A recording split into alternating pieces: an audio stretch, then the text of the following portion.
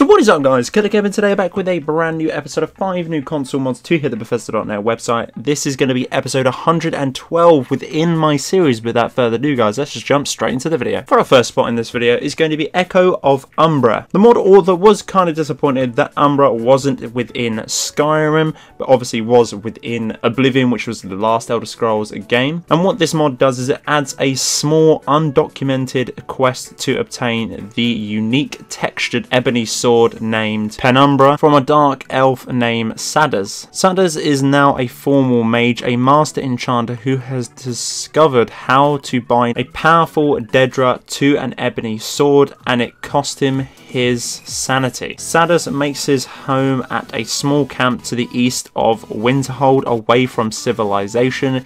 If you come across the camp by yourself, obviously you can discover the map marker through that, or find a note in the frozen hearth in Winterhold that will mark again on your map once found. The camp has barrels in it and does not respawn, so obviously if you're going to do that, make sure you look out for that. Splatters is decked out in full ebony armor and will put up a hell of a fight to protect this particular blade. It is recommended that you start this quest around about level 30. The ebony sword is with new textures, has much darker than the standard one, hence why the enchant of Umbra is put onto the blade too. Different attributes and properties do come with this particular blade that are going to be, if a target dies within 10 seconds, it fills a soul gem. Not too bad on this one, very lore friendly indeed. If you did miss it from the previous game Oblivion and you want to carry over that theme and that particular awesome sort of set of armor, I know I really did enjoy Umbra when it was on Oblivion, then you can do it within the form of a blade. This one is going to be 6.8 megabytes of a download. For the second spot in this video is going to be Vampiric Seduction. This is a spell tomb that makes it possible to learn Vampiric Seduction as a lesser spell. This allows the vampire to roleplay to allow you to bite or feed on people who are awake first. You can pick this spell tomb up off of any particular merchant who does sell spells. So for me, I went straight to Dragon's Reach, which was my favorite place to go, obviously because it's located within Whiterun, and I picked this up. Again, not too bad if you're playing a vampire race. It's a nice new addition to add to that one. I know a lot of people do have a ton of different mods just for one particular class or one particular roleplay within their particular game. This is only going to be 1.5 kilobytes of a download. For the third spot in this video is going to be a Game of Thrones fans destiny, or one to grab, that is for sure. It's going to be Eddard's Stark's Greatsword Ice. This has been added within the game. It's only going to be 31 megabytes on the dot to grab and get as well. The stats on this one is weight 22. The reach is a 1.4, so it's a little bit extended than usual. The speed is a 0.8. It's incredibly slow. The damage is 26. Again, very close to a lore-friendly weapon. The crit damage is going to be 15, which is not too bad. DPS, which is 20, and the value is going to be 1,000 coins. So it has much better stats than Daedric or Dragonborn Sword, but it is not overpowered, that is for sure, if you want to fit into a lore-friendly game. To obtain this one, you can craft at any particular Skyforge. You will require the steel smithing perk to get this.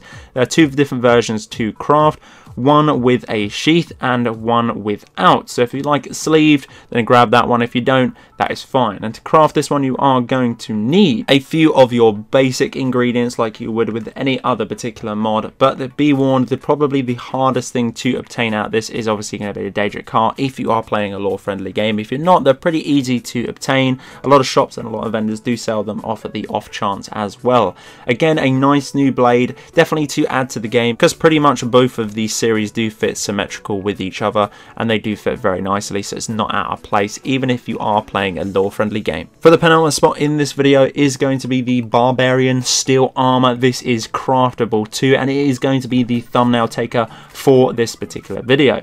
This mod adds a standalone set of craftable light armor to the game. The armor will work with any particular race, male and female, and it is fully weighted too. Features on this particular mod are craftable fur cloak for added protection or modesty, custom inventory model, works with any particular body type, compatible with your favorite texture replacers, choice of hood or helmet to fit your playstyle, and how to obtain this one. So all you need to do is to get a Barbarian steel set of armor, can be crafted at any forge within the steel category. You will need the steel smithing perk to create this. The armor has the stats between 11 and the 5th skilled set. The list of pieces of armor you do get from this particular set once complete is a Barbarian steel armor, steel boots, steel gauntlets, Barbarian steel helmet, fur cloak, and a hood, again to your playstyle as well. This one is going to be 5.7 megabytes of a download, but if you want to play Conan within Skyrim, this is probably going to be your best bet. And for the last spot in this video is going to be better bud splatters added into the game. This is absolutely insane. Again, this is a port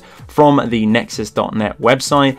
This one is really goddamn cool. The description of this one is 2K retextured of the blood splatters to make them higher resolution and more natural looking and more realistic added into the game. So the blood splatters are not on screen, and we're talking about the blood splatters that are on floor, as you can tell on screen. Now there are a few different variations of these ones that have been changed and implemented within the game.